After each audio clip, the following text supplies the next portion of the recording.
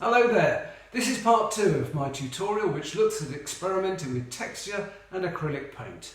If you haven't seen part 1, there is a link in the description below, so do have a look. So in part 1 we looked at these first 4 examples in quite some detail. I'm now going on to look at these next 3, and I'm going to also discuss how you can use these sort of experimental ways of using texture to give yourself ideas for developing them into more completed paintings. So using small pieces of cardboard like this allows you to play around without getting too precious, which is incredibly freeing. I have, by the way, given this card a coat of gesso, then a quick skim of texture paste, but that's kind of optional really. So in this first example, I'm going to be using some ordinary household glue, the type you squeeze out of a tube. And I'm doing this pretty randomly really, and sort of focusing, I suppose, on varying the amounts that are being applied to the surface so that there are some globular bits and some more elongated, thingy, stringy bits. Now there's an expression you don't hear every day. So there it is in all its glory. Now I leave that to dry. I've got a greeny blue mixture of paint here which I've added just a little bit of water to, and you'll see that the paint reacts a little differently to the surface of the glue as it does for the background, and I can accentuate that by kind of brushing it off the gluey bits, which makes them stand out interestingly from the background. Now I could have stopped at this point, or maybe even have mixed up another contrasting colour and finished off the painting, the remaining white parts differently. But I decided to keep things simple and I carried on with the existing paint. I really do recommend experimenting like this. The possibilities are truly endless. And when you think about combining one particular technique with another, well, you really could go on indefinitely. And you get ideas as you go on. I realised here that if I dried off my paintbrush, I could then accentuate the difference between the glue and the background by brushing some of the paint off the glue. And there it is in all its glory. Right, now this next little beauty, the starting point here was modelling paste. And if you haven't got any of that, then try heavy gel medium. And I applied a layer of this using a palette knife and tried to smooth that off a bit. Although, let's face it, it's not going to be that smooth. I wasn't trained as a plasterer. And then using a little palette knife, I scraped away some vertical lines. I didn't try to make them all perfectly vertical, but I sort of varied the angle a little bit. Then, having dried that off, I mixed up some dark paint. It was actually Payne's Grey, diluting it a touch with water, and I applied it to my texture, making sure it ran all the way into the vertical grooves.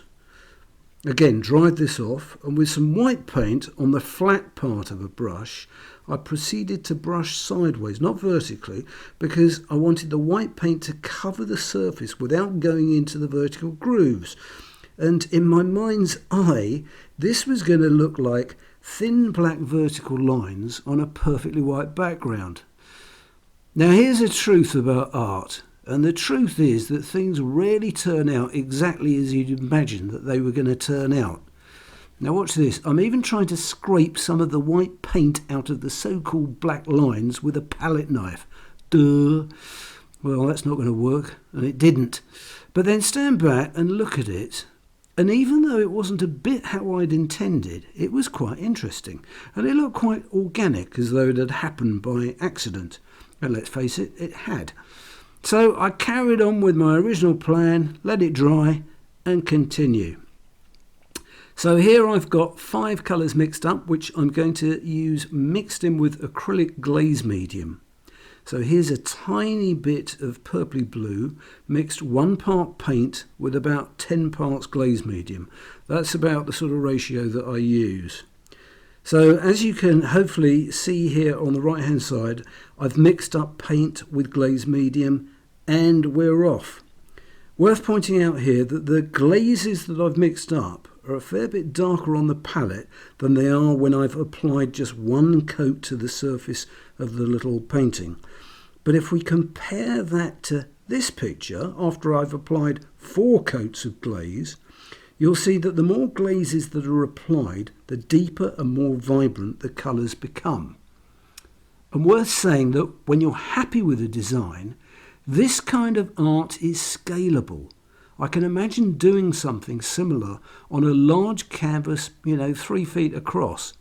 Well, we can all fantasise, good old Photoshop. Now, the colours I have used here aren't just any old colours, they are thought out. Colours that work well together. And how did I know these colours would work well together?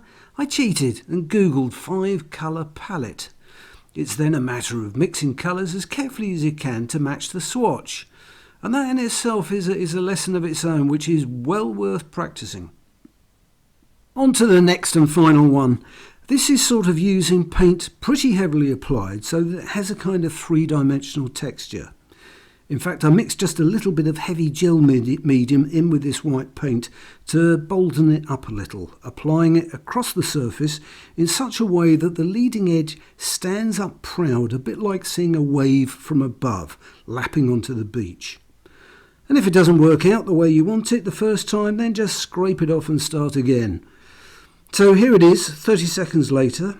The paint is still wet, and I'm going to use a little bit of sponge to dab at the wet paint in order to simulate the texture you would see in waves as they crash and lap up onto a beach. You could stipple this in a similar fashion using an old paintbrush or whatever. Now it's dry, and I've mixed up a sort of beach-like colour which I'm painting over much of the card. And then putting in my sea colour, which I'm spreading thinly so as to show through a bit of that beachy sand. If you look at aerial photos as reference for this, you do tend to see through the waves as they get shallower and lap up against the shore, and this inevitably adds a realism which is well worthwhile. And now just darkening up some areas of the sea with a slightly deeper blue. Again, looking at reference photos, you see that waves tend to cast a darker shadow area which I'm just painting here and blending in a bit. And lastly, the tips of the waves are graced with white and areas of seam foam are added. I wanted this last example to introduce the fact that texture doesn't have to be used just in abstract design. It can really add style in the way a painting comes together, making it have something of a 3D sort of quality. This is a painting I did many years ago when I first discovered the delights of texture. You've seen how the sea was done.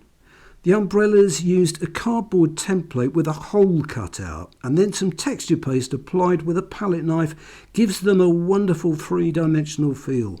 And that texture paste can be moulded into these simple sort of shapes, again using a small palette knife. If you dip it into water every now and again, it helps in the smoothing process. The beach started life as white paint, or it may have been gesso, and just by using any sort of flat object and repeatedly laying it down, then lifting it back up, you can produce a texture that when dry can be painted slightly varying degrees of beach colour, and voila! All the texturing processes were done first, before any colour was applied to the painting. Initially, the roofs of the buildings were masked out by a piece of card that had been cut to their shape. Texture or modelling paste was applied with a palette knife within that shape and smoothed over, relatively speaking. Then the lines of the tiles and whatever can be inscribed with anything really, a dart or knitting needle, maybe a matchstick or a potato. Well, maybe not a potato, that's just me being silly. But if you're feeling adventurous, there's the slightly 3-dimensional people lying on the beach, which you can mould by carefully manipulating modelling paste with a little pointed palette knife. Bit fiddly, but certainly doable. Here's another example of a painting done largely with texture paste. These lines were carefully scratched out of texture paste to simulate the look of a field as seen from the air. And I actually used watercolour to paint up these fields. Because watercolour is translucent, it kind of floods into the furrowed out lines, making them a bit darker than the rest. The result is an organic kind of feel which would be hard to replicate by trying to paint lines with a thin little brush. And this is another painting using texture paste in a sort of sculptural way. And this area here was done with either gesso or white paint swished about with a palette knife to simulate a stylised look of water, sort of deep down in the sea. Again, I painted up these sea areas with watercolour, which kind of flows off the hills and floods into the valleys, giving, as I say, a very stylised look of the sea. The fin over here was a heavy coating of texture or modelling paste, then just roughly carved out with a palette knife. So I hope this has been an inspiring video. There's loads of stuff you can do with texture, whether it be abstracty stuff that you love experimenting with, or a more recognisable figurative style. Have a play around with it. There's an awful lot to be discovered there. As I say, if you haven't seen part 1 of this tutorial, there's a link in the description below. And please do check out my website, www.gethindaviesart.com.